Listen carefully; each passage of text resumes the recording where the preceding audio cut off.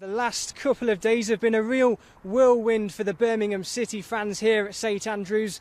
Gary Rowett, their manager, was sacked yesterday lunchtime completely out of the blue, and he was the man who so many of the fans here really adored, and he was pushing the club towards a potential playoff spot. Well, first tonight I can exclusively reveal that the transfer embargo that Nottingham Forest has been under has now been lifted. But back to tonight's game now at Pride Park, and it really is set to be a real good match between these two East Midlands rivals. And what the fans will be wanting to know is who will be starting. Team news is due out at 7 o'clock, so we will know then which players will be walking out that tunnel to face each other in this match. It's set to be a fantastic night here at Pride Park. Kick-off is at 7:55.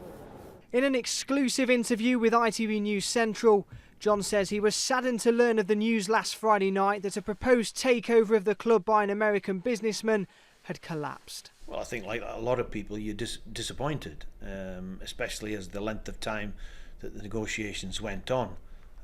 You feel if there'd been a conclusion, everybody would have breathed a little bit of a sigh of relief. So it was just disappointing that the deal didn't go through. Burton Albion manager Nigel Clough has this evening turned down the manager's job at Nottingham Forest. He was given permission to speak to Forest last week about the managerial vacancy at the City Ground, but in the last hour, Burton say he is staying at the Pirelli Stadium. When Nigel was making that decision, was it a worrying time for you, or were you always confident that he would stay here?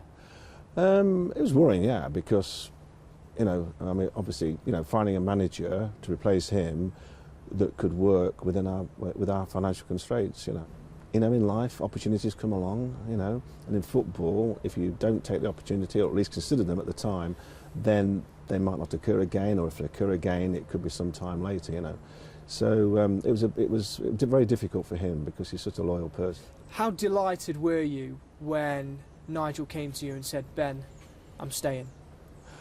I was over the moon, I mean, the work that Nigel did first time round, those 11 years, where he put the club and the town on the football map, and all the success that we've achieved since then, it's the platform, the solid platform that he built. So the FA Cup dream lives on for Wolves. The 5th round draw is later tonight, and it's only going to get more exciting. Certainly is, isn't it? Incredible by Wolves. Kick-off is fast approaching. Our sports reporter James Clark is at the King Power Stadium for us this evening. Mouth-watering one, this, James. Two local rivals. Second chance to go through. It's going to be a belter. Hi, Matt. Yes, it certainly is. We can expect a fierce battle between these two neighbours here at the King Power tonight as they go head-to-head again in the 4th round of the FA Cup. Amazing, absolutely amazing. A little bit emotional because my dad was a huge Cov fan and passed away in October 2014, and just never thought we'd get to Wembley.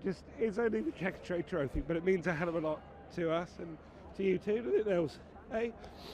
Well, it's been a great night here for Coventry City. A Wembley final is on the horizon, and it's a golden opportunity for them to get their first piece of silverware in 30 years. James Clark, ITV News at the Ricoh Arena.